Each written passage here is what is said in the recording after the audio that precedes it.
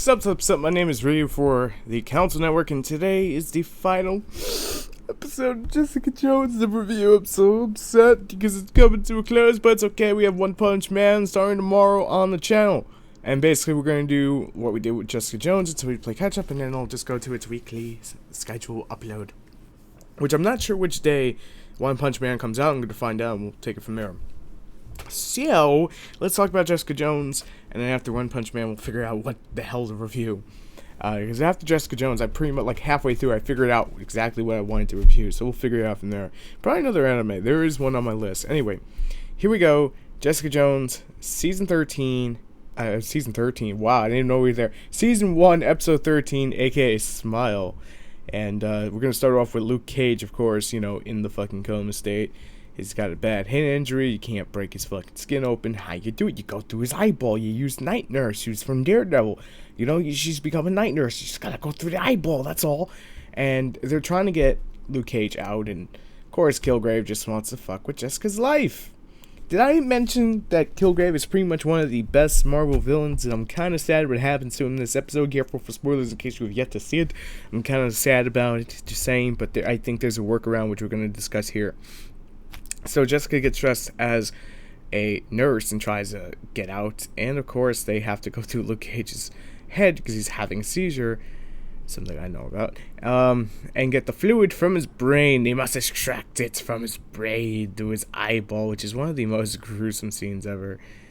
And yeah, so Jessica got a bad cut. She's getting stitched up, talks about whatever. Hey, look, it's Kilgrave's daddy. I just want you to make me stronger, Pop, because I'm not strong enough to control her just yet. We get this really intimate moment between Jessica and Luke Cage where you can see how much she cares about him. Really just to lay with him how, bad she feels about him. Because of, Kilgrave's ruined her life and Luke Cage's, I mean, come on, it's really, really, really bad. And we get to see that injection into the back of Kilgrave's head, and he starts turning a little bit purple there. Just a little bit. But, man, that cameo from Night Nurse, everyone was hoping to be Daredevil. I'm kind of a little let down by that, but hey, it is what it is. You can't really complain 100% about it. It's one of those things.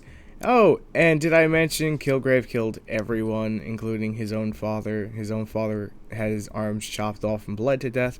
Such a lovely way to die, isn't it? It's one of those things that is, again, one of the most gruesome things to come out of the season.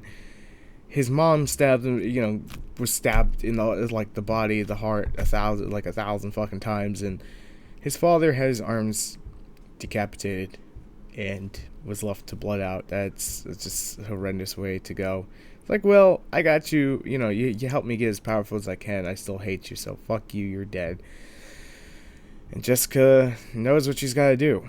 Doesn't like what she's got to do, but she knows what she's got to do. Hey, look, it's Grand Central. It's, it's where everyone rides a train up to, everywhere else kind of thing in Manhattan. It's just a thing. Towards the end of the episode, we get the big villain versus hero moment. But this isn't your typical Marvel hero. He's a lot more complex to a degree. And he's got everyone in the shipyard under his control. And guess what he's got that Jessica doesn't? He's got Trish. He's going to take her.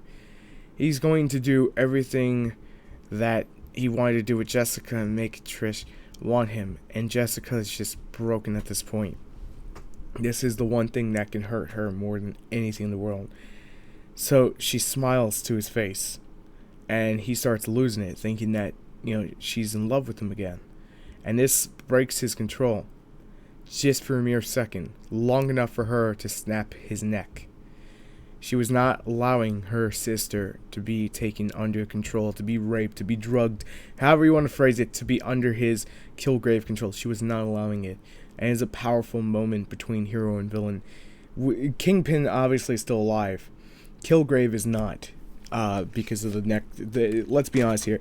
Unless there's something going on with Kilgrave, or they bring him back from the dead, and there is a theory for this, and I will go into it in a second, hence why I wanted to get to this part of the episode. Here's my theory on it. Infinity War is coming up, and in case you have never read the comics, Infinity War Thanos gets the Infinity Gauntlet, wipes out half the Marvel Universe like that. What they can do, because Infinity War allows a reset moment, that the events of Infinity War technically never really happened, in the sense of everything gets brought back to life, they can use this to bring back a couple villains that they have killed off, that, hey, maybe they'd be good to come back into the Marvel MCU. Kilgrave being the biggest one. They can use this as a back door to get him back to life, or they could just use him as something completely different, like they did with Coulson on Agents of S.H.I.E.L.D. Yes, I keep a little bit up on it. I don't fully watch it because it's kind of slow-paced, but hey, I keep up on it enough to know they have the Inhumans, so they can always go with Kilgrave being an Inhuman who can't die in that way, and they had to lock him up or something, and he could be, the back of, like, Season 3 of Jessica Jones. Kind of, careful for spoilers in case you have yet to see Arrow. Kind of a Malcolm Merlin thing going on there. So, they could pull that, depending on how they want to approach a story. Where they could just leave Kilgrave dead. Either which one. But, either which way, it's kind of sad to see Kilgrave go, because he's such a great villain, and it's so complex, he has a direct motive, but there's a lot more to him, like Kingpin. There's a lot more to them than just, oh, I feel like blowing up this guy, or I feel like taking over the world. It's more than that. It's a little more, I just want this one thing in life, and that's that. And if I don't have that, I'm going to do whatever the hell I need to get there.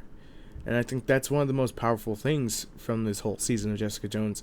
And I will be honest, going into Jessica Jones, I had no hype for this series. I was like, okay, this looks really cool. It's Kristen Ritter from Breaking Bad. I'm sorry, I said her name wrong.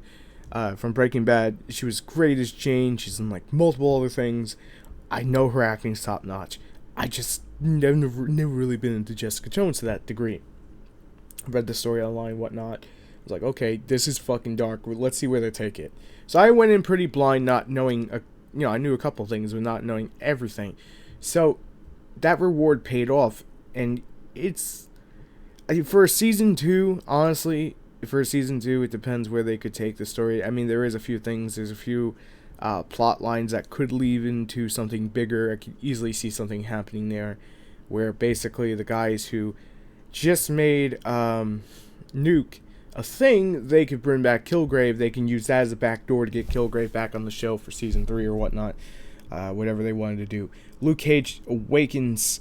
Hooray, he awakens. He's okay, but he just like under Kilgrave's control. It's going to take him a little time to get back to everything. And of course, Jessica is under the arrest for Kilgrave. And Hogarth actually redeems herself to a certain extent and gets Jessica released with no issue, no jail time, no anything, and just fucking Trish sitting there hugging her and just going back to normalcy.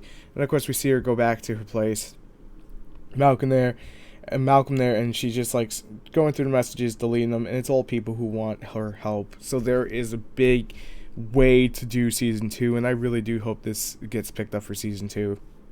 It's not your everyday Marvel Universe kind of, show.